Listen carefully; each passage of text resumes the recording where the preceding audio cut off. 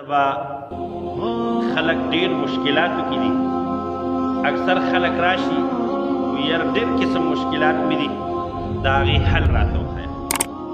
همدغه صاحب امام حسن بصري رحمه الله تشریف فرماو.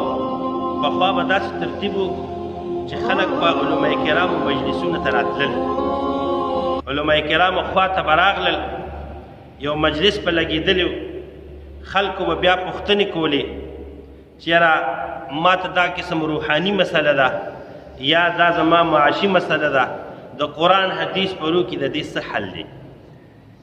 نو امام حسن بصري رحمه الله تشریف فرما دی. یو کس راځي هغه وایي چې حضرت سوکړه ده، بارانونه نه کیږي او زمونږ چې کوم دی دا فصل خرابېږي، د الله جل شانه نه دعا وغواړه چې بارانونه وشي او زموږ دا فصلونه وشي. امام حسن بصري رحمه الله دا ډېر لوی تابعی تیر شوی دی. هغوی ورته مشوره ورکوي، هغوی ورته نسخه ښیي چې ته استغفار ووایه. ته څه ووایه؟ استغفار ووایه. هغه پاسېدو لاړلو، همدغه مجلس کې بل یو کس راځي، وی چې حضرت زما ډیره زیاته غریبي ده او هیڅ درک مې نه لګي، کم کاروبار چې شروع کم هغې کې برکت نه وي، نو داسې څه نسخه راته وښیه چې الله جل شانه ماته خیر و برکت راکړي. امام حسن بصري رحمه الله هغه ته هم وایي ته استغفار وایه. څه وایه؟ استغفار وایه.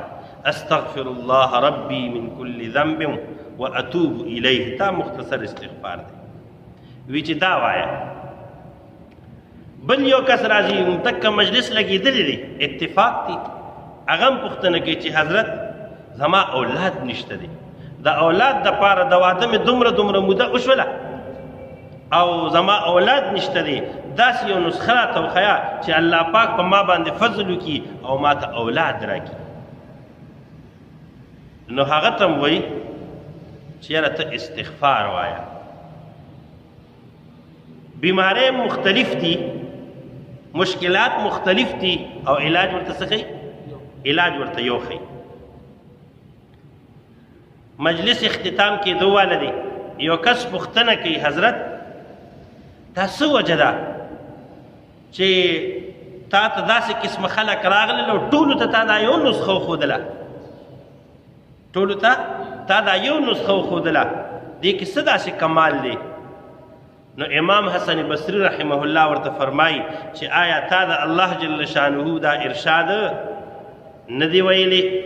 سوره نوح کې الله جل شانه فرمایي، هغې ورته دا آیتونه مبارک تلاوت کړل. استغفروا لربكم إنه كان غفارا يرسل السماء عليكم مدرارا ويمددكم بأموال وبنين ويجعل لكم جنات ويجعل لكم أنهارا. استغفروا لربكم، تاسو د خپل رب نه بخنه غواړئ، انه کان غفارا، هغه ډیر بخونکی دی. یو کس وی ډیر ګناهګار یم، نو د هغه دپاره پکې نسخه څه راغله؟ استغفار. الله پاک وایي استغفار وایي. یرسل السماء علیکم مدرارا، الله جل شانه به په تاسو باندې بارانونه وکړي. ويمددكم باموال وبنين، او ستاسو امداد به وکړي په مالونو سره. وګوره د غریبۍ لرې کول نسخه پکې راغله. وبنین، او په اولاد سره، په اولاد سره. یو کس چې ویلي اولاد مې نشته، د هغه نسخه هم پکې راغله. ويجعل لكم جنات ويجعل لكم انهارا، الله جل شانه به تاسو دپاره باغونه او ستاسو دپاره به نهرونه پیدا کړي. نو وګوره په یو استغفار کې څومره مشکلاتو حل رالو. نو استغفار دا د مشکلاتو حل دی. استغفار کلمات څه دي؟ استغفر الله ربي من كل ذنب واتوب الیه، دا مختصر دی.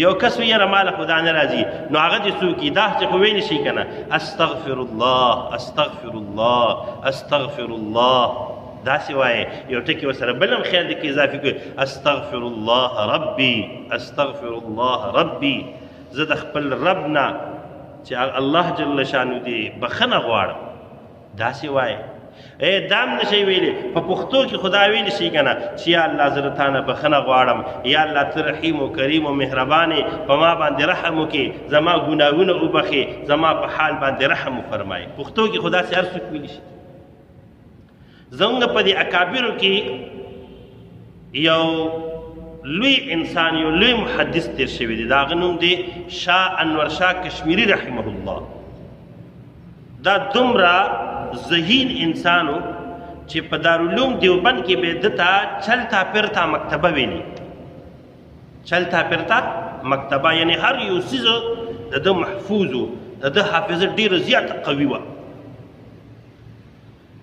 هغه ته به چې چا خپل ماشومان راوستل خپل ماشومان به راوستله او پوښتنه به یې ترې کوله چې حضرت دا ډېر زیات اوران دي دا ډېر زیات اوران دي نو هغه به ورته څه نسخه ښودله هغه به ورته دا نسخه ښودله تاسو توبه وباسئ تاسو څه وکئ توبه وباسئ کله چې تاسو ګناهونه کوئ څه کوئ ګناهونه کوئ تاسو د خپل رب سرکشي کوئ چې تاسو رب پیدا کړی او دا ستا اولاد چې کوم دی د دې د پیدایش ذریعه ته ګرځېدلي نو ته چې د خپل رب نافرماني کې نو ستا چې کوم اولاد دی هغه به ستا نافرماني کوي نو دام ډېر زیات دغه د مشکله خبره ده اکثر خلک ماشومان مونږ ته هم راولي چې یاره څه دې باندې دم واچوي دا نو د ټول نه اصل نسخه څه شی ده خپل رب سره تعلقات جوړ کړئ استغفار ډیر ډیر وایي